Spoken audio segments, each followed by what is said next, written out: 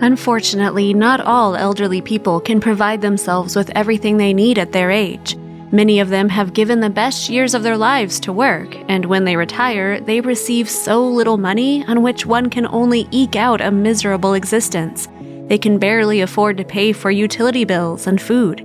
Even thinking about how much they need for medicine becomes scary.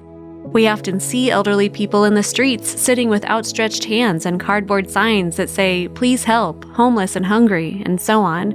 Many elderly people take to the streets of the city asking for alms only because they cannot make ends meet and they have no other way out. But not everyone finds the strength to ask other people for help. For some, it is a shame, and that is why they look for any opportunity to make money. It is such a woman we will tell you about in our story today. Our story is about a woman who found the strength to go out into the street, but not with an outstretched hand like many others, but with a book in her hand. Make yourself comfortable, prepare some delicious tea for yourself, and now you will find out what kind of book it was and how it made this elderly woman popular. A young journalist went to the supermarket near her home every day to buy groceries, and every time passing by the entrance, she noticed the same elderly woman who was standing with a book in her hand, smiling at passers-by. At first, she just walked past, not paying much attention to the woman, but then she began to notice her, and one day she decided to go up to her and find out what kind of book she was holding in her hands and why every day she stood with this book at the supermarket. The girl expected to hear some banal story that there is no money, so I'm selling my home library, which no one needs, but I have nothing else. But the story of this elderly woman shocked the young journalist so much that the same evening she decided to write a full report about this woman and publish it on social media.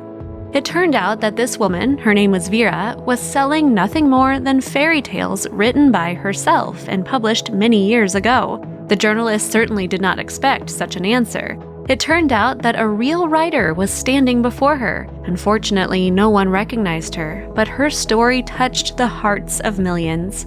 Vera was born in the first half of the 20th century. Like all girls, she dreamed of marrying a handsome prince, raising beautiful and smart kids, and living happily ever after.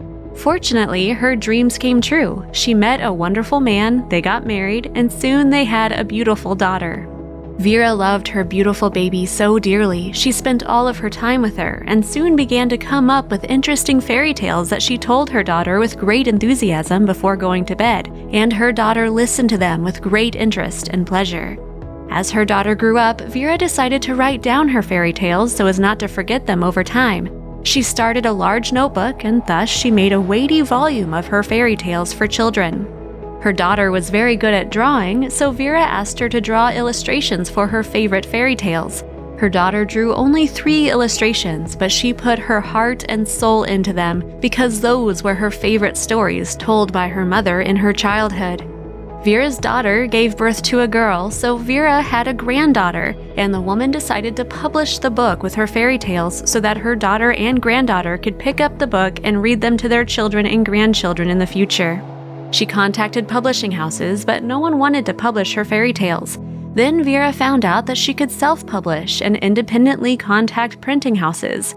It was the fastest way to have her book printed rather than looking for publishers. Vera did just that. She found a suitable printing house and ordered them to print her collection of fairy tales with a circulation of 2,000 copies. After some time, a large box with brand new books was delivered to her home, and they now had to be sold.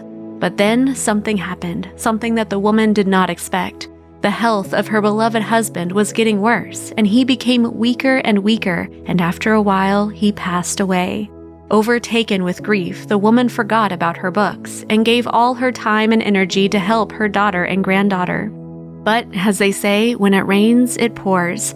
After a while, her only daughter fell ill. Vera did her best to help her daughter, but she was diagnosed with cancer, and it wasn't long before she passed away as well.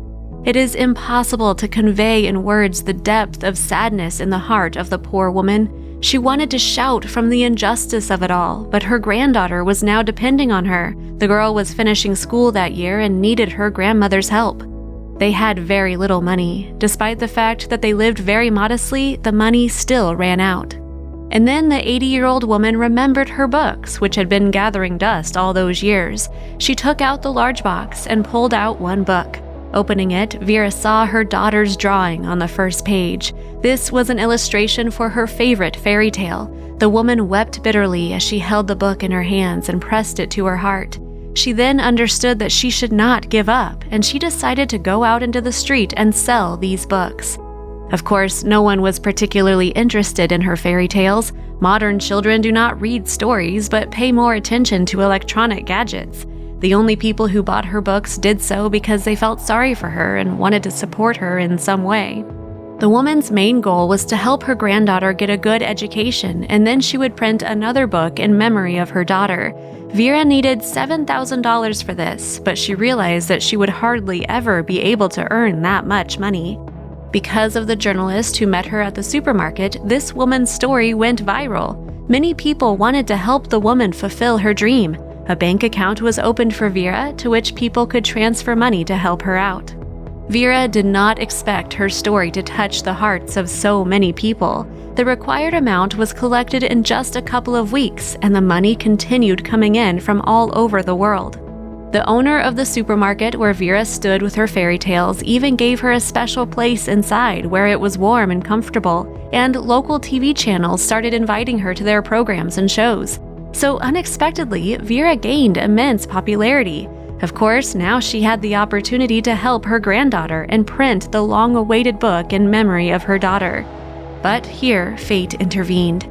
Vera fell ill during the height of her popularity and passed away before she could finish her book. This story could have ended very sadly, but Vera's granddaughter promised to finish her book no matter what and be sure to publish it in memory of her mother and grandmother.